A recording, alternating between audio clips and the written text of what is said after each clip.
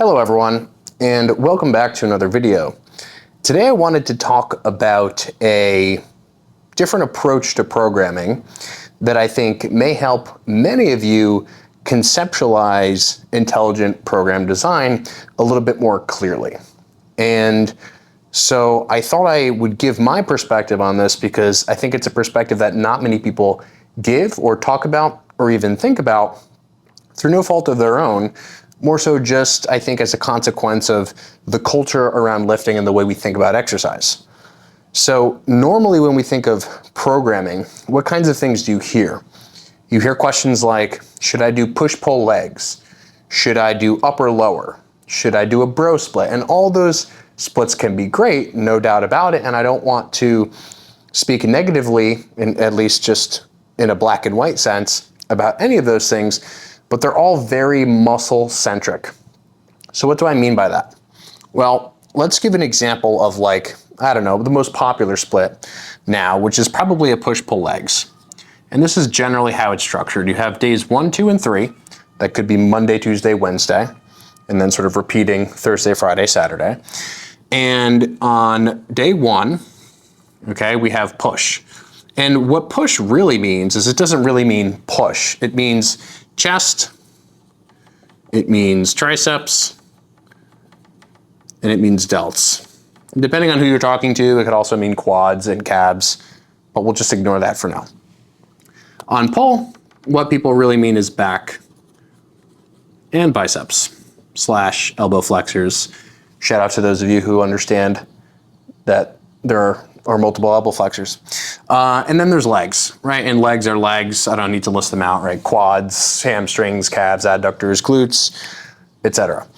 And this is how we structure a lot of programs. And a lot of these programs have become popular because there are intelligent ways to write a program, right? You have enough space between days, right? Once you get from day 1, 2, 3, you have 2 days off, maybe you take a 4th day off, and then maybe you rinse and repeat. So between every day you have 3 days of rest. If you're just repeating this straight through, so maybe it's Monday, Tuesday, Wednesday, Thursday, Friday, Saturday, you have Monday to Thursday, you have Tuesday to Friday, and then you have Wednesday to Saturday. That's a good amount of space between days. And so there's a lot we can do with this kind of a split to adjust it.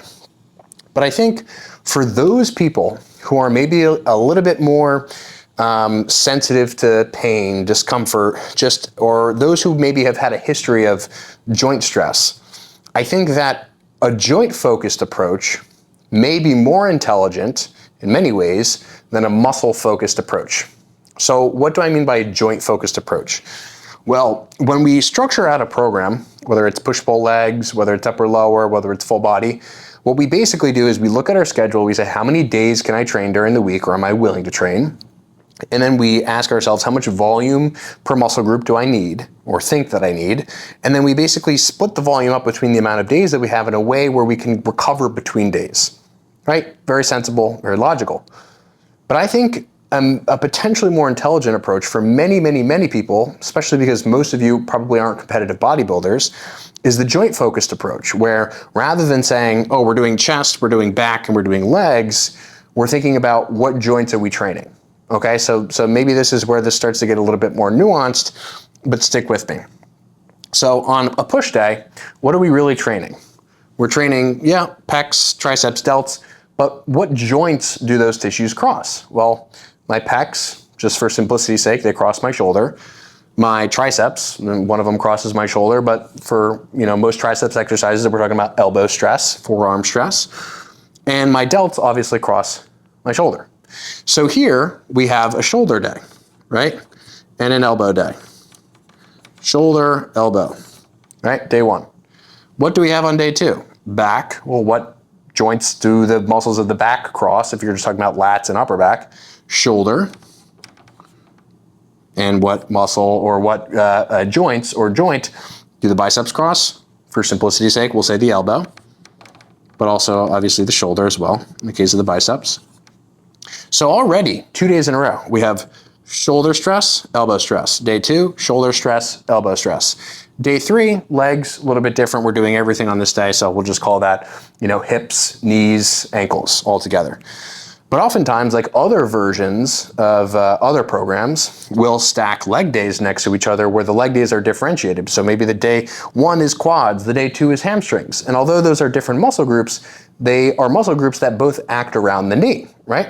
And so in this particular case here, it's an obvious case. We have shoulder and elbow stress, shoulder and elbow stress. Now, obviously, the specific kind of stress is different, right? Different sides of the joint, different muscles, different tendons. But we have to remember that a joint is a joint, and a joint only has a capsule, right? Only has one capsule. Now, joints have, depending on which joint you're talking about, multiple different ligaments, and so obviously the ligamentous and the connective tissue stresses will also be slightly different. But we have to remember that at the end of the day, force has to go through the same joint in one way or another. And there is a lot of overlap, believe it or not, between elbow stresses, even if we're talking about biceps or triceps, just from a motion and a stress standpoint, i.e. the ligaments that hold the elbow together are the ligaments that hold the elbow together, whether you're doing a tricep or a bicep exercise. And the contact surfaces, without getting too dense in terms of the terminology, are obviously the same, right? Your elbow is basically the space between which your ulna, right, this bone right here, and your humerus connect. And that sliding and that joint stress is occurring in both of these days. So how might this change our framework around programming and around exercise? Well, if we're not thinking in terms of muscle, but rather we're thinking in terms of joint, maybe we can start to split some of this stuff up a little bit more intelligently, right? And so what that might look like in the push-pull legs case is maybe just initially swapping these days, right?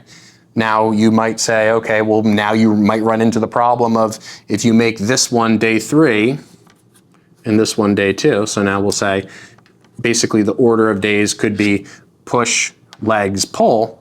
Then on the next push day, you're obviously putting these two back to back, but not if you put a rest day after day 3. So let's say day 4 is always the rest day. Then you have enough space, at least a day of rest in all cases, between shoulder stresses and elbow stresses. Now, does this mean that if you train, shoulder stuff 2 days in a row, elbow stuff 2 days in a row, you're just going to explode? Obviously not. Obviously not. I'm just trying to provide a little bit of a different lens. Here's my cat, through which all of you can look. Okay? And so when we're thinking about programming, I think it's very helpful to assume at least some of this lens in our framework around training.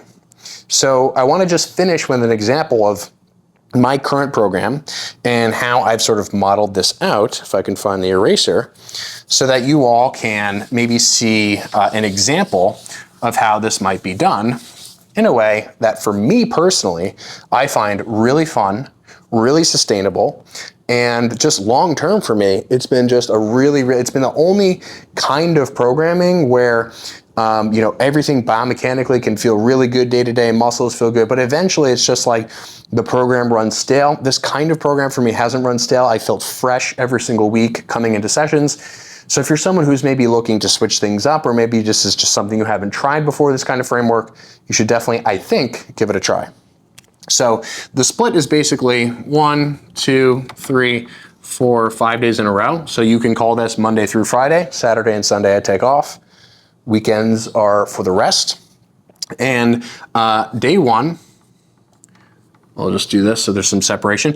Day 1 is basically going to be a pull day, right? So I won't go into detail as to what all that encapsulates because we just went over that.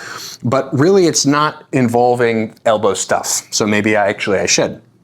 So pull day is basically just lats and upper back. Okay, so we're talking muscles like the lats, upper, middle, lower, and then we're talking upper back, all the different portions of the traps to some degree, the rear delts, the teres major, teres minor, rotator cuff, obviously all that stuff is involved. So no direct elbow stress on this day, although of course we have some stress doing pulling stuff, but it's really mitigated, right? So that's day 1 is basically lats and upper back, mostly like a shoulder stressing dominant day. Now, day 2 is a little bit different from that, obviously, as per my lengthy explanation here. This is basically elbow day, okay? So elbow day is just arms. Okay, so we basically have really little, if any, overlapping stress here. If you're someone who experiences a lot of elbow flexor and biceps fatigue on back day, that's, in my opinion, that's an exercise execution issue that you need to resolve. Because again, if you're training lats and your biceps and your elbow flexors are just completely fried, that might not be the best thing if you're really trying to be specific about your lats. So day 1, back. Day 2, elbow stuff. Day 3 is knee stuff. So quad and hamstring and calf. Okay, your gastroc crosses your knee, calf. I also forgot to mention I like to train calves on this day too. Okay, so ankle plus shoulder plus sternoclavicular joint, scapulothoracic joint, elbow, arms. Day 3, knee day, which is basically just quad, ham, and calf. And then the other knee flexors, sartorius, gracilis, TFL, those kinds of things. Day 4 is going to be chest and middle delt, so a modified push day, if you will. And then day 5 is my hip day. And hip includes glutes, adductors,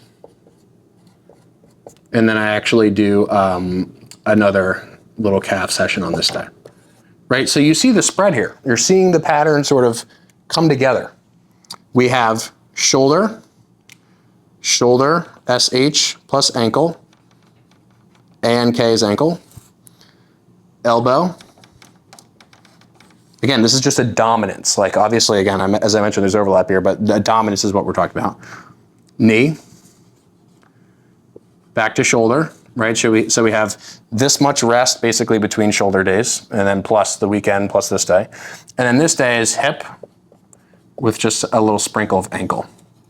And for me, the ankle stuff, for me, 3 days of ankle stuff is pretty easy to deal with. Now, obviously, there's a lot more context to this discussion because, for example, doing something that's hip dominant, like a leg press, is obviously going to involve a lot of knee stress, okay? And again, I just want to make it very clear, I'm not saying that you should never just overlap the days more closely, okay? Again, hopefully I contextualize that and clarified that. There are many great programs that have nothing to do with this framework. I'm just trying to provide a different perspective here, a different lens through which you can potentially look at programming. And so back to the hip dominant thing.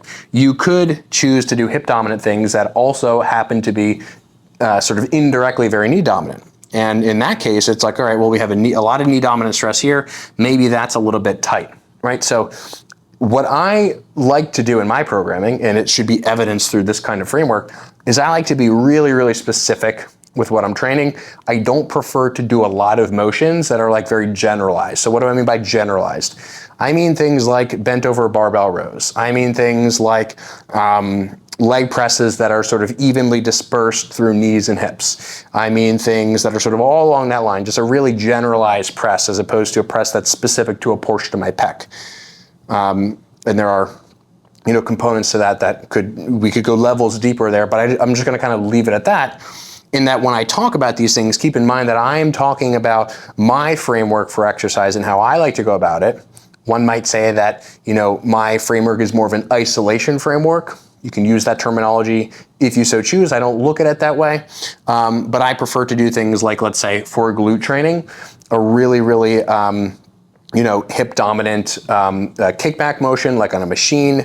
When I say hip dominant, in that case, I mean glute dominant, glute max, something like a hip thrust, something like a cable kickback, although I don't really like doing those anymore. Something like a multi-hip machine, right, where I'm doing more lengthen specific work.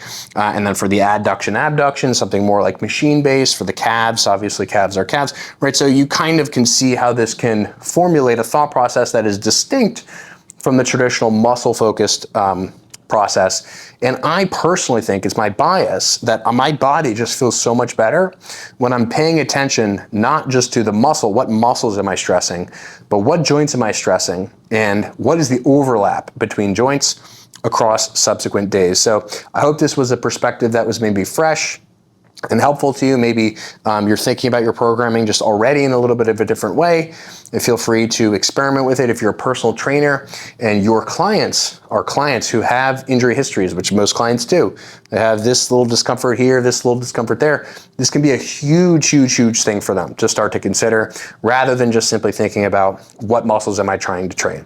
So I hope this was helpful, and if any of you have any questions, please leave them in the comments below, and be sure to join the free biomechanics community, which I'll provide a link for it in the description. Tons of free resources on programming and much more in the biomechanics community. So I hope to see you there.